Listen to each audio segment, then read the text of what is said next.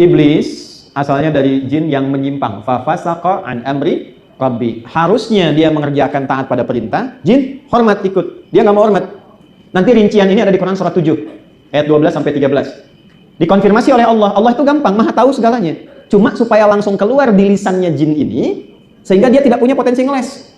Makanya kadang hakim kan sudah punya bukti tuh, ya kan? Tapi dimunculkan dalam lisan itu supaya keluar.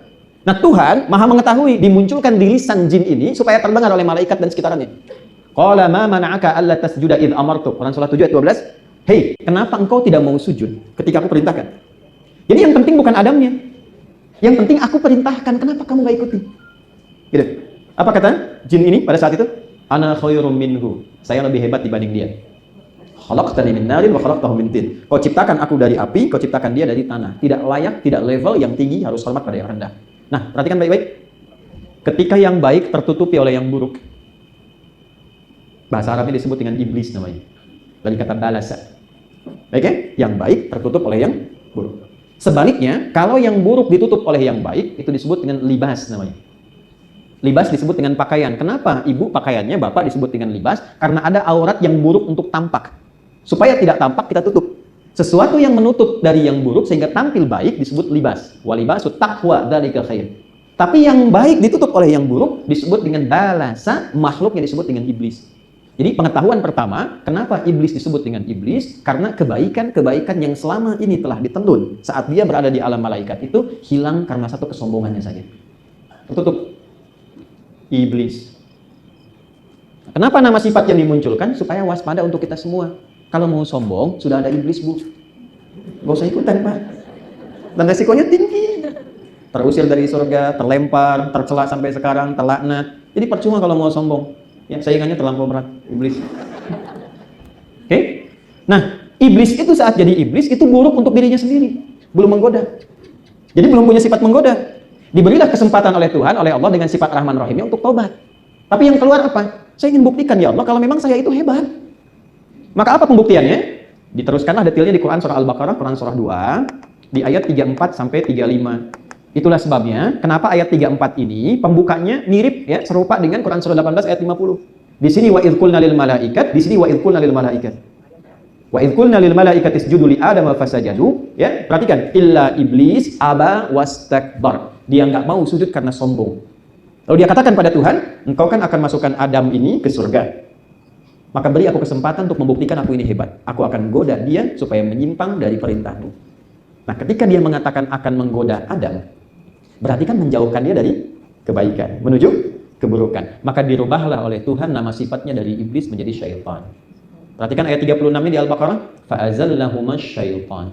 Ayat 34 masih disebut iblis. Ayat 35 Adam ketemu Hawa kemudian di surga. Ayat 36-nya, mohon maaf, lihat kalimatnya, iblis dirubah namanya menjadi syaitan karena dia punya sifat baru, bukan hanya buruk bagi pribadinya, tapi juga menularkan keburukan itu bagi makhluk di sekitarnya. Fa'azallahumash syaitan. Baru ketemu setan. Ya? Apa kaitan dengan kita? Kita oleh Quran itu disebut anak cucu keturunan Adam. Namanya Bani Adam. 7 kali disebutkan dalam Al-Quran. Ketika Adam dan Hawa, ya, Adam dan Eva ditugaskan oleh Allah memulai kehidupan di bumi, maka iblis itu mulai mendeklar, ya Allah, beri aku kesempatan untuk terus membuktikan bahwa aku lebih hebat sampai hari kiamat. Maka salah satu caranya apa? Bukan hanya Adam, dia sudah berkomitmen untuk mengganggu seluruh anak cucu Adam yang berkehidupan di muka bumi sampai hari kiamat. Dan dengan janji itulah kemudian kita merasakan gangguan-gangguan itu sampai dengan saat ini. Itu ada di Quran surah keempat, ya, An-Nisa dari ayat 116 sampai dengan ayat 119. Quran surat 4, surat ibu-ibu. Ya, An-Nisa kan apa artinya? Bukan perempuan. Bukan wanita, jangan maksa. An-Nisa itu bukan perempuan, bukan wanita. An-Nisa itu perempuan-perempuan. Gak pakai oh. Kalau perempuan, Bu, nih Bu ya. Nanti satu kali Bu, kalau kesini lagi, belajarnya jangan tinggi-tinggi ya Bu ya. Ibu kan jadi perempuan, kenapa tidak mengeluarkan saja tuntunan menjadi perempuan? Pernah nggak Ibu keluarkan ayat tentang perempuan dalam Al-Quran? Itu poinnya. Misal, ini beda dengan laki-laki. Kalau perempuan sendirian, namanya mar'ah. Ini bonus ya. Kalau laki-laki rajul. Tapi kalau banyak kan, dia berubahnya total menjadi nisa. Nisa. Kalau laki-laki tidak ada perubahan, tinggal tambah alif, rijal. Betul, dari rajul jadi rijal. Jadi kalau ada namanya rijal, itu laki-laki gitu ya. Rijal, maaf Pak. Rajul itu artinya kokoh, kuat, tegap, berwibawa. Makanya kaki disebut rijlun karena kokoh. Ya, karena itu laki-laki tidak boleh ada yang melambai. Ya, apa sih? Nah, itu kehilangan kewibawaannya. Itu pasti. Perempuan disebut dengan mar'ah. Dari kata muru'ah. Satu, senang tampil indah. Itu sifat perempuan. Ya, jadi kalau kita berangkat, Pak, bajunya sedikit lecek, kita kan biasa saja kadang-kadang. Nanti gampang. Itu kelihatan sama istri, bisa diberhentikan. Ayah, stop. Bapak mau sekjen, nggak peduli itu, Pak. Stop. Rapikan dulu, copot, setrika. Itu normal, Pak. Ya, nggak boleh marah tuh suami-suami di atas tuh. Ya, kemana-mana kan pakai seragam tuh. Ya kan? Kadang konsultasi, Pak. Apa yang bagus mana ya? Ya? Putih apa merah, Pak? Ya? Bapak sudah bilang kayaknya merah deh, kayaknya putih deh. Ya, nanya tapi udah punya jawaban, Pak. Ya. Tapi pasti pakai hijau. Maaf, Bu. Nah, itu tampil indah. 2, senang tampil terhormat. 3, ini yang laki-laki penting tahu. Mar'ah itu juga seakar dan satu nama dengan mir'ah, berarti cermin yang menunjukkan sisi rasa yang sangat dalam. Di ilmu psikologi itu ada IF namanya infuru. Disebut mar'ah karena sifat perasa yang dalam. Jadi kalau laki-laki itu hanya berpikir singkat, perempuan merasakannya dalam. Makanya orang Arab mengatakan begini, al-mar'atu kal mir'ah. Perempuan itu seperti cermin. Ibu tahu cermin? Ya makanya senang bercermin kan? Rumah cermin, turun, mobil lihat spion lagi kan, masuk sini berturin lagi ya. Kenapa? Di antara sifat kesamaannya, ibu kalau cermin saya hancurkan, bisa nggak dirangkai lagi? Jangan salah, bisa. Tapi sulit memantulkan bayangan yang sempurna. Nah, perempuan sama Pak, kalau terlukai, cepat memaafkan, tapi sulit melupakan apa yang dialami. Budanya tepuk tangan tuh. Betul. Kalau Bapak punya masalah sekarang, Pak, 19 Agustus tahun 2024, punya masalah sekarang, itu rekening listrik tahun 80 diikut lagi. Kenapa? Karena akumulasi. Ya, Papa ini kenapa sih nggak berubah? Dulu juga, nah dulu juga tuh, itu pasti ikut tuh. Jadi kalau ada yang seperti itu dengerin aja Pak, itu normal artinya. Tapi kalau kumpul banyakan, dia berubah jadi nisa. Tadi kata nasa, yang gemar mencurahkan apa yang dirasakan. Ya, jadi ibu-ibu itu sependiam apapun kalau sendirian, kalau ketemu dengan kawannya cerita. Tuh. Dan waspadalah di antara yang diceritakan itu kadang-kadang hal yang memang tidak harus diceritakan. Ibu sekarang judulnya pengajian bersama Ustadz Adi. Ustadz belum datang, ibu ketemu teman. Jeng, apa kabar? Baik. Sehat? Suami gimana? Di situ masalahnya. Nah, sekarang kan nggak ketemu orangnya, curhatnya di media sosial kan? Ya kan? Nggak nyangka ya. Terus yang ditunggu komentarnya kan? Nah, ibu maaf ya, saat Anda mengatakan nggak nyangka, itu Anda sedang nyangka. Jadi banyak begini. Dah, yuk. Udah, kemudian dia memutuskan untuk menggoda anak cucu Adam. Disitulah dia kemudian mempunyai sifat baru, yaitu setan. Nah, di antara sifat-sifat itu ada beberapa yang penting untuk kita turunkan. Ada 9 jenis setan. Saya ulangi, ada berapa jenis? Nah, 9 jenis setan. Kalau saya sebut setan berarti sifat ya, yang harus diwaspadai untuk memalingkan potensi kebaikan menuju keburukan. Ya, kita mulai beberapa bagiannya. Kita hari ini mungkin tidak akan bahas 9-9-nya karena waktunya tidak memungkinkan. Satu, saya ambil yang untuk semua dulu ya. Setan rumah. Saya serius. Namanya Dasim. Dasim. Ya. Perempuannya Dasimah. Kan tinggal tambah tak. Muslim, laki-laki. Perempuannya mukmin, perempuannya soim, perempuannya. Nah, kan? Dasim. Awas yang kira-kira sama tuh namanya langsung aja ya, si catatan dulu ada Naida Sima ya. Nah, ini setan yang bertugas untuk merusak hubungan harmoni di rumah tangga ya. Ini rumah nih. Yang muslim ayatnya coba di Quran surah kedua di ayat yang ke-102. Ini agak panjang ayatnya, sebelah kiri paling atas. Yang wattaba'u ma tatlu syayatin 'ala mulki Sulaiman sampai ketemu kalimat yufarriquna bihi bainal mar'i waz zawji.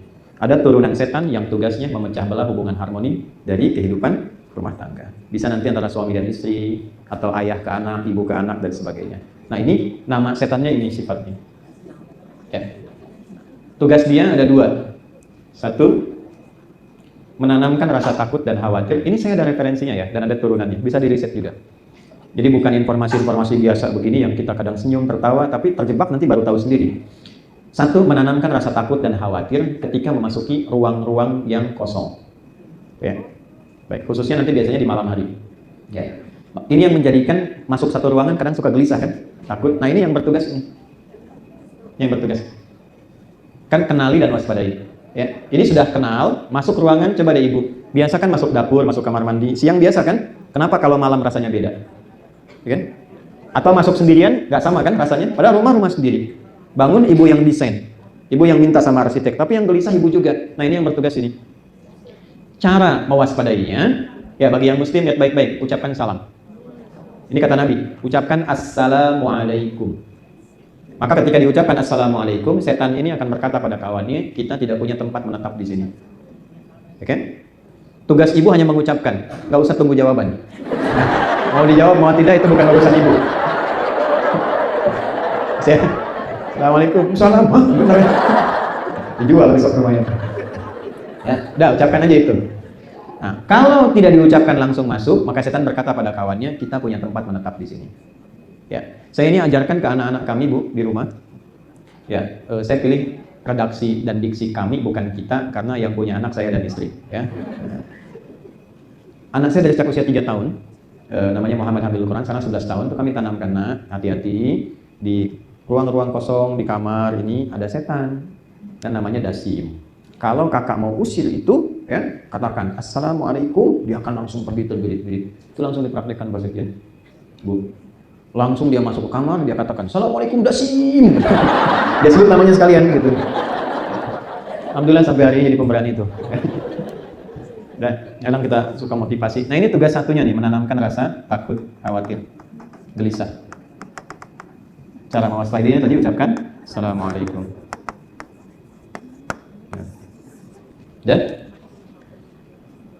oke, yang kedua, ini yang paling pokok harus diketahui, mencoba mengganggu sifat harmoni dalam keluarga, menghadirkan gangguan dalam kehidupan berkeluarga.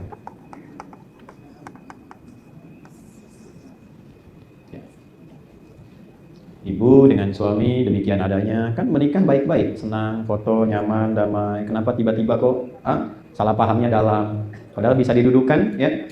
Dalam satu kali duduk bisa bicara kok bisa. Mohon maaf, yang siang jadi malam, malam jadi besoknya lagi, jadi saling cemberut dan sebagainya gitu. Nah, ini yang ngambil peran ini. Yufarriquna bihi bainal mar'i wa zawji. Karena itu nanti ini ada babnya, Bu. Ya, mohon izin ya, mungkin untuk anaknya atau cucunya yang mau menikah, saya sarankan sebelum menikah itu diberikan pendidikan dulu pranikah. Supaya mempelajari kehidupan rumah tangga itu bukan setelah menikah. Nah, saya perhatikan riset, mohon maaf dengan kalimat ini, kami kalau menjadi saksi atau memberikan tausiah pernikahan, saya suka tanya sama penghulu, berapa sekarang tingkat dari statistik pernikahan dan perceraian dalam sehari? Mohon izin ya Bu dengan kalimat ini Pak. Riset saat ini menunjukkan data statistik, setiap ada 1 kali yang menikah di Indonesia, itu di hari yang sama ada 50 yang berpisah. Coba Ibu lihat sekarang di generasi Z ini, baru nikah kemarin, besoknya udah pisah, baru ini begini dan seterusnya. Ini tidak mudah tantangannya. Nah, ini tugasnya ini nih, ini setannya. Ya, ada yang rasa kasihnya dia habiskan sebelum menikah. Dalam masa-masa pengenalan, anak muda sekarang bilang pacaran dan sebagainya, habis kasih sayangnya sehingga nggak tersisa saat berumah tangga. Itu salah satunya. Makanya kenapa disebut dengan khitbah dalam bahasa Arab? Ya, pakai kha. Khitbah, ada khutbah, ada khitbah. Kalau khutbah, orangnya banyak. Kalau khitbah, objeknya satu. Tapi maknanya sama, kalimat yang singkat dan padat. Jadi kalau mau melamar, nggak usah belok kepanjangan. Pantunnya kebanyakan, ininya banyak, nanti yang dilamar nanya, tujuan Bapak sebetulnya apa? Singkat padat, kami kesini datang ingin melamar anak ibu, bla bla bla. Khutbah juga begitu, singkat padat jelas. Tapi ada satu penggoda, hilang titiknya hoknya, jadi hataba, hitbah, pakai hak, titelnya kayu bakar. Sifat yang mudah membakar itu setan. Jadi kalau sudah disatukan dalam bentuk tunangan misalnya, itu jangan terlalu lama. Lamaran jangan terlalu lama ke nikah, sebab ketika mulai akan diikat, ini sudah mulai bertugas. Ya, dibikin kasih sayangnya habis, ya, naik beca berdua, seakan beca milik berdua, tukang beca nggak ada, dunia sama, habis semuanya. Ketika sudah habis dikeluarkan sebelum menikah, rasa sayang itu akhirnya menjadi sedikit ketika berumah tangga. Jelas ya? Nah, ini saat masuk nanti ke dalam kehidupan rumah tangga, nanti ada ayat-ayat khusus cara mewaspadainya. Itulah yang tadi saya katakan, kenapa nggak ibu turunkan misalnya ayat-ayat khusus jadi istri, perannya apa, tugasnya apa, kewaspadaannya apa, suami bagaimana, tugas pokoknya apa. Ini Bapak ada jadi suami sampai sekarang, tugas pokoknya berapa coba? Tuh. Ibu juga demikian. Padahal itu menariknya ada di ayat yang sama, di surat yang sama. Pokok laki-laki ini, pokok perempuan begini. Kalau yang suami sedang bertugas pokok begini, apa yang dilakukan oleh istri? Itu ada, Bu. Ini saya tanya ibu saja, atau sebaliknya. Kalau suami sedang bertugas, ya, pernah nggak ibu mengantarkannya dengan doa dan kata-kata baik yang mendukung dia bekerja? Misal, selain menyiapkan kelengkapan ya, terus ibu kirimkan misalnya kalimat pengantar setelah cium tangannya, Papa bertugas yang lancar, yang baik, dan tanamkan dalam hatimu yang paling dalam, Mama menyertai Papa dalam suka dan duka. Gak usah tepuk tangan, ditanya tepuk tangan. Itu yang dilakukan Sayyidah Khadijah, makanya Nabi selalu sebut namanya bahkan dalam tidurnya. Itu Nabi selalu sebut, Bu, setelah meninggal pun masih disebut Khadijah, Khadijah, Khadijah. Dan yang paling dahsyat apa? Dengan kalimat itu, suami selalu merasa tenang. Jadi ada masalah apapun ketika lihat istri, baru lihat wajahnya, itu setengah gelisah Nabi hilang. Bapak kalau pulang ke rumah sedang banyak masalah, lihat wajah istri dan setengah masalahnya hilang, Khadijah tuh, Pak. Kalau nambah masalah tuh, cek itu. Itu Nabi kan bilang di Al-Bukhari, Zammiluni, zamlimuni, aku sedang gelisah, selimuti aku. Dipegang, digenggam tangannya, diselimuti dan keluarlah kalimat indah itu. Kalau di kita sekarang gini, sayang, kau itu orang baik. Kau menolong yang lemah. Engkau menjadi penopang bagi anak yatim. Engkau tidak pernah punya musuh. Tanamkan pada hatimu yang paling dalam. Aku selalu menyertaimu dalam suka dan duka. Nah, ini poin. Nah, kalau kita biasakan jaga sunnah. Sunnah itu kan jalan hidup. Jalan hidupnya dijaga seperti itu. Memang mudah diungkapkan. Tapi kalau dicoba lebih damai. Ya. Nah, ini menjadi langkah mewaspadai bisikan-bisikan yang tidak jelas. Nanti provokasi ini akan hilang dengan sendirinya. Ya. Contoh lagi kata Nabi. Kalau ada masalah malam, selesaikan di malam hari, jangan tunggu siang. Kalau ada masalah siang, selesaikan siang hari, jangan tunggu malam. Dan jangan dibuka ke publik. Itu kalimat hadis. Jika Anda membukanya, bahayanya apa? Ketika masalah di rumah sudah selesai, yang di luar belum selesai. Dan meralatnya nggak mudah lagi. Nah, sekarang semua zamannya online. Masalahnya makin kompleks. Tadi saya sampaikan pada Ibu Ketua BPK, ada hadis Nabi mengatakan kewaspadaan tentang terjadinya pergantian era ke digitalisasi. Saya alaikum unasun aw kama qala, nanti akan datang satu era terjadi percepatan digital. Taqarabul aswaq, tandanya pasar mudah diakses. Dulunya berangkat manual, pakai ojek, pakai angkot, sekarang klik barangnya datang. Sudah terjadi? Berarti yang Nabi katakan betul. Oke, taqarabuz zaman, waktunya semakin cepat akselerasinya. Setahun, ini detail hadisnya, setahun kayak sebulan, sebulan kayak sepekan, sepekan kayak sehari, sehari, begitu cepat berlalu. Nah, saat itu terjadi, yantashirul kadhib dan tashirul fitan. Masalah sosialnya makin kompleks, dinamikanya makin beragam, fitnahnya makin banyak, manipulasinya makin komplit. Karena apa? Yang offline pun makin cepat terakses karena pindah ke online. Dulu judi offline kan, sekarang online, semua bisa akses. Ya. Ini luar biasa ini. Saya cek kemarin Zeus aja udah main judi tuh. Ya. Repot tuh. Semua anak terbawa. Ada permainan Zeus tuh, jadi candaannya Zeus aja main judi katanya. Yang mau saya katakan adalah kompleksitasnya begitu tinggi. Kalau ditarik ke masalah rumah tangga dengan tugas ini, yang dulu offline tidak mudah terbawa, sekarang godaannya naik, Bu. Ibu kan kalau punya masalah, bawaannya kan sekarang pengen bikin status aja. Dulu bisa ditahan, sekarang godaannya tambah. Nah, ini poin, hati-hati. Maka apa yang terjadi? Fa in khiftum shiqaqa bainihima fab'athu hakaman min ahlihi wa hakaman min ahliha. Kalau terjadi satu masalah di rumah tangga, perbaiki komunikasi. Kalau sulit, nih poinnya, jangan sembarangan curhat kepada siapapun kecuali pada sosok yang dipercaya membawa solusi dan maslahat. Itu bahasa Quran. Makanya Nabi Yakub tuh kalau ada masalah, itu selalu mengatakan begini. Itu ada di Quran surah ke-12 Yusuf ayat 86 sampai 88. Quran surah 12 ayat 86 sampai 88. Saya percepat. Innama ashku bathi wa huzni ila Allah. Saya itu kalau punya masalah, yang pertama saya lakukan, saya hamparkan sajadah, saya curhatkan sama Allah. Bathi itu kegelisahan yang dalam. Huzni itu kegelisahan yang mengalirkan air mata, sedih. Ada masalah dengan anak, ada masalah dengan pasangan, jangan curhat keluar. Bentangkan sajadah, ambil wudhu, curhatin sama Allah. Gak apa-apa, ibu habiskan tangisan, gak apa-apa. Nanti feedback yang terasa pertama kali Allah kasih ketenangan. Solusi belum datang, tapi tenang itu hadir. Nah, dari ketenangan itulah dibimbing mendapatkan solusi. Kan jiwa yang tenang melahirkan solusi yang cemerlang kan? Ya, catat tuh bikin status, mahal tuh kalimat itu. Tenang dulu aja. Ya. Nah, sajadahnya jangan dibentangkan di Instagram, jangan di Facebook, jangan di YouTube. Bentangkan di tempat kita curhat. Jelas? Oke, saya kira ini gambaran dasar. Nama satu, saya agak cepat dulu turunkan nama-namanya ya. Dua, ada namanya Khanzab. Saya 5 menit lagi, selesai. Dua, Khanzab. Khanzab.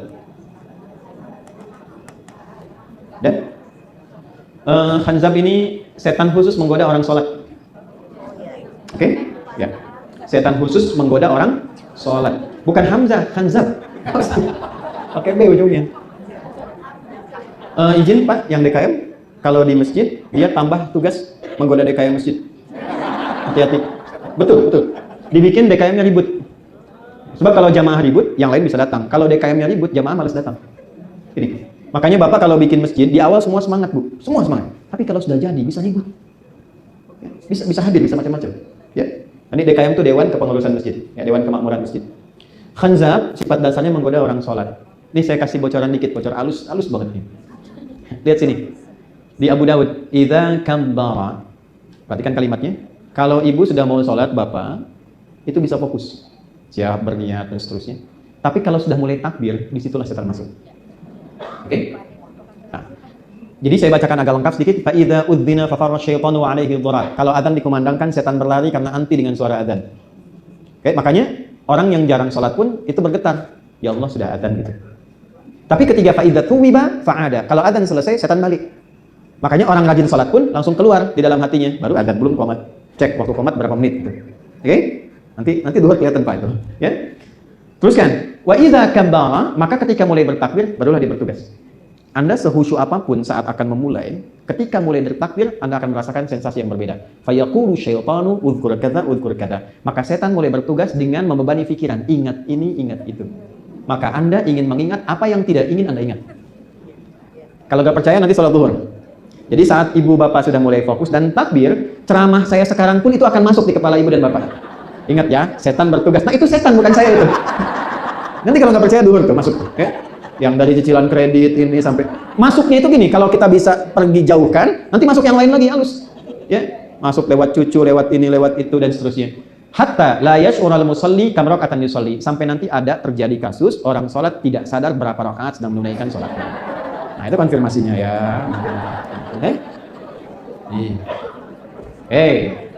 Waspadanya gimana? Kan baru kenali. Waspadanya gimana? Caranya 2. 1. Kalau was-was sebelum sholat. Was-was itu kegelisahan yang mengarahkan pada keburukan. Kalau gelisah itu normal. Kalau gelisah normal itu namanya khauf. Khauf gelisah tapi normal. Rasa takut yang normal. Ya, ibu khawatir kalau anak belum pulang jam sekian, kan? Ibu khawatir kalau tugas belum selesai. Ibu gelisah ini kapan ceramah selesai, kan? Itu biasa, itu khauf namanya. Tapi kalau kegelisahan yang mengarahkan pada sifat buruk itu was-was. Was-was itu pasti syaitan. Alladzi yuwaswisu fi. Nah, ya, was-was dari syaitan. Perhatikan kalimatnya. Kalau mau sholat was-was, maka 1 sebelum sholat ucapkan a'udzubillahi minasyaiton. Dan boleh baca Al-Falaq dan An-Nas. Kalau masih gelisah, nggak enak. Sudah? Lalu mulailah enak takbir. Rakaat pertama walaupun subuh 2 rakaat, rakaat pertama kan bisa khusyuk. Rakaat kedua mulai terganggu kan? Masih ingat unsur manusia ada berapa? 3 kan? 1 fisik, yang bicara lisan, yang bergerak tangan, kan? Hati yang di dalam. Maka supaya seimbang dan terjauhkan dari godaan setan ketika sholat, 3-tiganya berfungsi. Tangan mengangkat begini, ini ada artinya.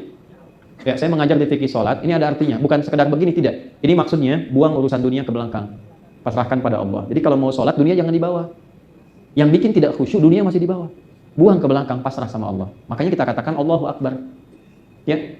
Tidak ada lagi yang lain. Nah ini kadang-kadang sering terjadi, lisannya Allahu Akbar, tapi di kepalanya mobil Allahu Akbar, kredit Allahu Akbar, kan? Cicilan Allahu Akbar, ya, sendal Allahu Akbar dan sebagainya. Nah, itu buang.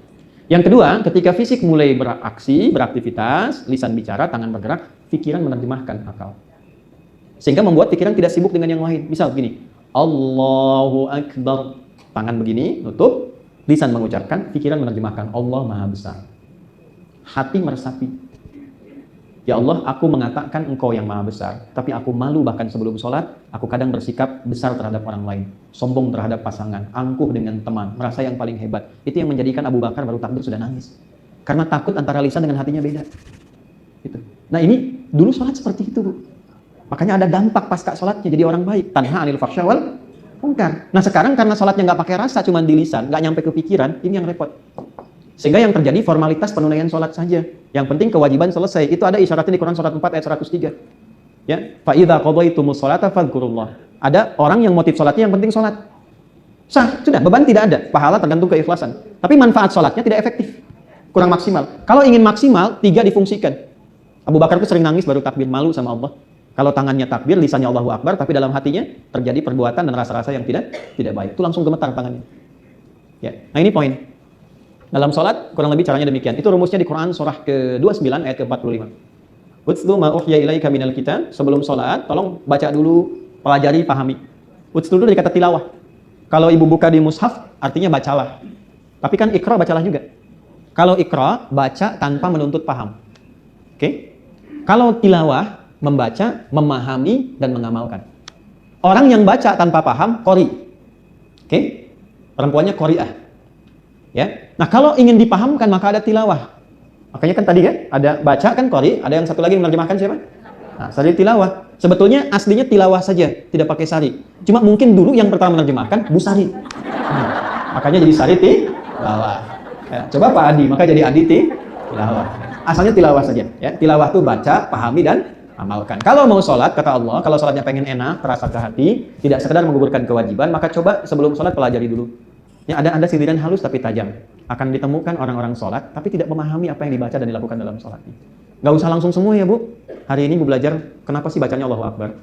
Nama Allah kan banyak 99. Kenapa tidak Allahu Rahman, tidak Allahu Rahim? Kenapa Allahu Akbar? Setelah itu iftitah. Kenapa ada 9 bacaannya? Kenapa ada Allahu Akbar kabira? Kenapa ada misalnya Allahumma ba'in? Tidak ada orang baca Allahu Akbar kabira sampai wajah tuh, kecuali bacaan itu merubah dia menjadi orang baik setelah sholat. Dan bertekad menjadi pribadi yang baik sampai wafat. Coba deh, wajjahtu wajhiya lilladzi fataras samawati wal arda hanifan muslima wa ma ana minal. Perhatikan, inna sholati wa nusuki wa mahyaya lillahi rabbil la syarika lahu wa bidzalika umirtu wa ana minal. Pertanyaannya, paham enggak yang dibaca itu? Ya Allah, saat ini, detik ini, aku pasrahkan diriku kepadamu penguasa alam. Kalau saat ini aku sholat, selama ini aku ibadah, dan kalaupun aku berkehidupan setelah sholat, aku berjanji akan menjadi pribadi yang lebih baik lagi. Tapi kalau engkau wafatkan aku dalam sholat ini, maka mohon tetapkan aku sebagai orang Islam yang tidak pernah berbuat penyimpangan selama hidupku kepadamu. Itu maksudnya. Tapi kalau ada orang setelah sholat tiba melakukan tindakan yang tidak baik, berarti ada yang tidak positif dalam penilaian sholat. Yang salah bukan sholatnya. Jadi jangan simpulkan begini, untuk apa sholat kalau masih berbuat jelek? Tidak. Karena yang baik pun banyak. Jadi kalau peci tidak pas dengan ukuran kepala, jangan dipotong kepalanya. Sesuaikan ukuran pecinya. Oke, nah saya berhenti di sini dulu, ibu sekalian. Ini baru 2, memang setan ini bahaya nih. Baru 2 aja udah panjang pembahasannya. Nanti ada setan wudu. Yang belum kita bahas kan setan kantor, ya, itu setan pasar. Di mall tuh ada setan, kok jangan salah. Jangan salah. Itu yang sering menjadikan ibu kalau ke mall dan ke rumah sering ada pikiran tentang barang-barang di mall. Jangan salah. Ya. Ibu kalau sedang dengan suami ngobrol, "Pak, tadi di mall ada yang bagus deh, Pak, tasnya." Ibu nggak sempat beli. Terus suami bilang, "Mah, itu juga lemari masih banyak tas yang, oh iya ya, pas astagfirullah itu belum dipakai. Tapi yang tadi juga bagus kok, Pak." Itu setan mall ikut ke rumah. Nanti di pembahasan berikutnya kita bahas siapa setan itu ya. Namanya siapa, keadaannya gimana dan sebagainya. Termasuk nanti setan yang mengganggu anak-anak. Makanya ada doa untuk anak-anak. Maaf ya, ibu bisa nggak memastikan anak yang ibu kandung? Ibu berikan asi, ibu sayangi, tubuh dewasa dalam keadaan baik.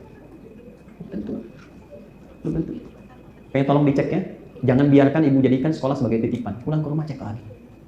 Saya mohon sebesar-besarnya, ibu tolong cek kembali di rumah.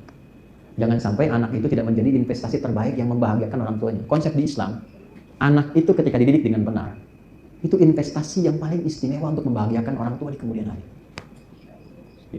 Jangan sampai terjadi ada orang tua nggak kenal anak atau sebaliknya. Ini saya berikan yang paling dalam ya Bu, yang paling dalam. Di Islam tuh kalau ada beda keyakinan antara orang tua dengan anak, itu tidak boleh memutus hubungan kekeluargaan. Beda keyakinan, silahkan, pilihan. Tapi dalam nuansa kekeluargaan tetap dibangun hubungan yang baik dan normal. Quran surah 31 ayat 14. Lihat baik kalimatnya. Wasahibhuma fid dunya ma'rufa. Walaupun engkau beda keyakinan dengan orang tuamu, jangan putuskan sifat dan akhlak baikmu kepada kedua orang tuamu. Kalau diminta kembali pada keyakinan, silahkan menolak dengan cara yang lembut, tidak menyakiti. Tapi jangan putuskan hubungan kekerabatanmu dan kekeluargaanmu dengan kedua orang tuamu. Sehingga apa yang terjadi? Kalau sakit, jenguk, berikan fasilitas terbaik. Kalau pegel, pijitin ibumu. Kalau naik promosi jabatan, yang pertama diberikan ke orang tua. Anda bayangkan, dalam level beda keyakinan pun itu didahulukan. Maka bagaimana dengan kondisi-kondisi yang sama dalam konteks keyakinan? Nah, jadi kalau ada anak menyimpang, koreksinya dari Al-Quran, jangan anaknya dulu disalahkan. Orang tuanya dulu yang evaluasi diri. Itu poinnya. Jadi mohon maaf Pak, kalau ada anak disuruh sama ayah tidak menurut, Bapak jangan marahi anak. Cek dulu, barangkali ada bagian dari pendidikan yang belum sampai kepada anak, sehingga anak harus mencari pengakuan di luar rumah. Dan runtut sekali Bu. Jadi kalau kita keluarkan fikih keluarga, itu runtut betul. Misal dari usia sekian, memanggilnya bagaimana. Misal dari TK ke SD itu banyak kalimat sayang. Ya bunai, bunai, bunai, sayang, sayang. Terus supaya anak balik sayang kepada orang tua. Tapi ketika naik SD-nya agak tinggi, kelas 5, kelas 6, ke SMP, mulai muncul perintah. Supaya sifat sayangnya berkurang, tidak manja anaknya. Tapi kalau masuk SMP kelas 2, kelas 3, terus ke SMA, berubah kalimatnya menjadi teman. Teman diskusi, teman memberikan solusi. Karena secara psikologi ada perubahan. Dan yang paling hebat, teorinya jelas, petunjuknya jelas, ada contohnya, dan ada kasusnya. Ibu kenal Nabi Ismail? Kenal di mana? Berarti udah mau habis nih waktunya, udah kenal Nabi Ismail. Besok-besok kalau ada yang kenal lagi, saya langsung pulang. Tapi ibu masih lumayan. Saya di Pekanbaru, saya tanya, kenal Firaun? Kenal. Saya langsung mau pulang waktu itu. Dan saya langsung akhiri saja, Bu, Nabi Ismail. Tahunya kan cuma peristiwa kurban kan? Ada buku bagus sekali, namanya Tuntunan Akhlak untuk anak-anak. Bahasa Arabnya Akhlak lil Banin, baik perempuan ataupun laki-laki. Karangannya Ustaz Umar Ahmad Baraja. Jadi di jilid yang kedua, warnanya biru tuh, ada kisah tentang Ismail dan Ibrahim. Kisahnya itu yang ada dua sebetulnya. Saya mau lompat kepada yang paling tinggi dulu. Dalam kisah pengorbanan itu, tidak banyak orang tahu. Taunya kan mau disembelih terus diganti jadi hewan kurban kan? Itu ada proses, Bu. Di saat terjadi mimpi itu, bapaknya kan bilang ke anaknya, "Nah, Bapak bermimpi mengorbankan nyembelih kamu. Pendapat Ananda bagaimana?" Itu ada di Quran surah 37 ayat 102 sampai 109. Maaf, kan Nabi Ibrahim itu Nabi, Rasul. Mudah kan bilang sama anak begini? Nah, siap-siap. Kemana, Pak? Sembelih. Gampang kan? Perintah Tuhan selesai ya? Enggak, kenapa kalimatnya tuh bisa bilang gini? Fanzur madza tara, menurut Ananda gimana? Karena usia Ismail itu sudah masuk pada fase dewasa balik. Beda ketika masih kecil, kalimatnya ya bunai, sayang, sayang, sayang. Maaf Pak ya, sesibuk-sibuknya Nabi Ibrahim, beliau tuh Nabi, Rasul, pejabat tinggi, ya, kemudian pendakwah dan pekerja, itu masih kerja, Bu. Bahkan melintasi berbagai tempat, makanya disebut Abraham, sang penyeberang. Dalam bahasa Arab, Abun Rahim, bapak yang penuh kasih sayang. Sesibuk-sibuknya beliau ada di Palestina, di wilayah Kanaan itu, anaknya di Mekah, itu masih sempat nengok. Tumbuhnya bagaimana, main dengan siapa, tumbuh remaja bagaimana. Sehingga anak punya rasa sayang kepada bapak. Di antara rasa sayangnya ketika Nabi Ibrahim itu mau meninggikan bangunan Ka'bah, terus menginjak begini, injakannya disebut makom. Sampai sekarang masih ada. Itu anak masih belum balik, usia 3-4 tahun, melihat bapaknya ada pekerjaan, dia langsung bawa batu. Batu itu bahasa Arabnya hajar. Ya, kalau disusun jadi bagian disebut hijr. Kalau jadi ruang disebut hujrah. Maka dia bawa di sisi lain dengan mengatakan, bahasa kitanya, Pak, aku mau bantu ya. Dia susun-susun sehingga bagian itu sampai sekarang disebut hijr Ismail.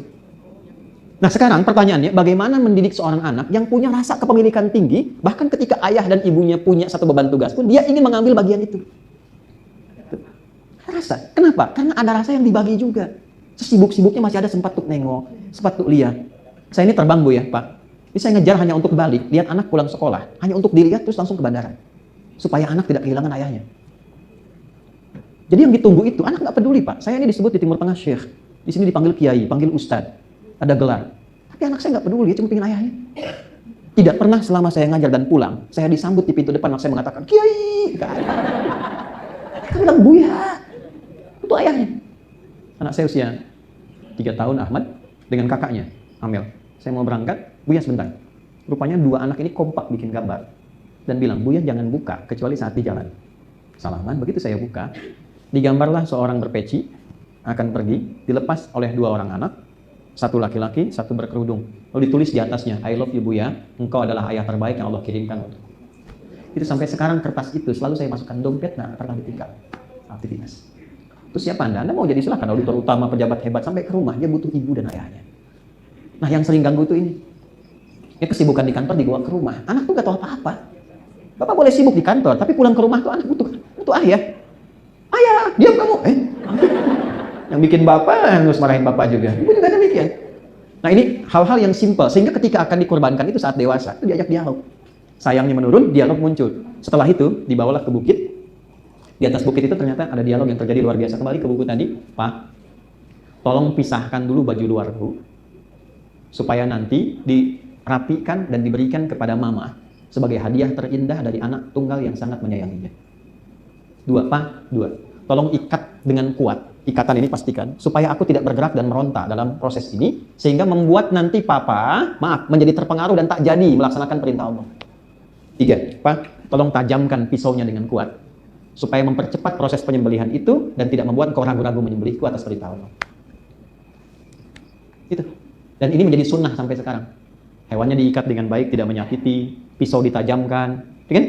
Setelah itu disiapkan dengan baik, keluarga diberitahu dan sebagainya, lalu dibagi hasilnya. Itulah yang menjadikan Allah menguji sedemikian kuat, lalu mengganti dengan ritual yang nilainya dipelajari oleh kita sekarang. Di korban itu bukan persoalan pilih hewan yang paling bagus, sembelih, bagikan, itu korban namanya. Kurban itu dari kata koruba, membangun kedekatan lebih. Antara famili dekat, hubungan ayah dengan ibu dekat, suami istri dekat, anak dekat, dengan Allah dekat, dengan tetangga dekat. Hubungan harmoni itulah kurban. Kok bisa orang kurban setelah itu mencela? Setelah itu saling menjatuhkan, saling menghina. Itu bukan kurban namanya. Ada sesuatu yang kita koreksi gitu. Nah di tahap-tahap itu ibu sekalian, bapak sekalian, saya kira kita penting belajar ini untuk mengambil hikmahnya. Mudah-mudahan hari ini menyatukan kita untuk jadi keluarga yang baik. Hari ini mudah-mudahan kita diberkahi oleh Allah. Ya, mari kita berdoa, semoga doa ini mengantarkan kita semua pada insan-insan yang berbahagia di dunia dan insya Allah bisa juga mendapatkan kemuliaan di akhirat saat kembali pada Allah Subhanahu wa taala. Allahumma taqabbal minna innaka antas samiul alim wa tub alaina innaka antat tawwabur rahim. Allahumma rabbana shalli wa sallim ala habibikal karim rasulika al-mustafa al-amin sayyidina Muhammadin wa ala alihi wa sahbihi ajmain. Ya Allah, kami memuji-Mu sebagaimana Engkau ajarkan kami untuk memuji Engkau tanpa batas dalam kebaikan. Ya Allah, kami bersalawat pada Rasulullah dengan harapan Engkau memberikan bimbingan kepada kami untuk meneladani kemuliaan Nabi Muhammad sallallahu alaihi wasallam dalam berkehidupan. Rabbana la tada' lana fi maqamina hadza dhanban illa ghafarta. Duhai Allah, kami mohon, jika ada satupun di antara kami yang menghadiri pengajian ini membawa lumuran dosa, jangan biarkan yang meninggalkan masjid ini kecuali Engkau telah ampuni seluruh dosa-dosanya. Wala hamman illa farajta. Jika ada yang datang dan berada di majlis ini membawa kegelisahan, jangan biarkan yang meninggalkan tempat ini kecuali Engkau telah tenangkan keadaan hati.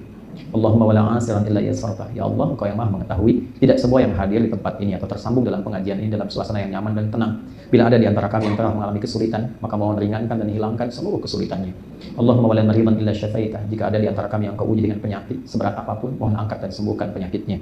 Allahumma ya Allah, asli ahwalana ma yuqarribuna ilaik, wahfad biladana an dunisia waj'alha baldatan thayyibatan wa anta tardaha.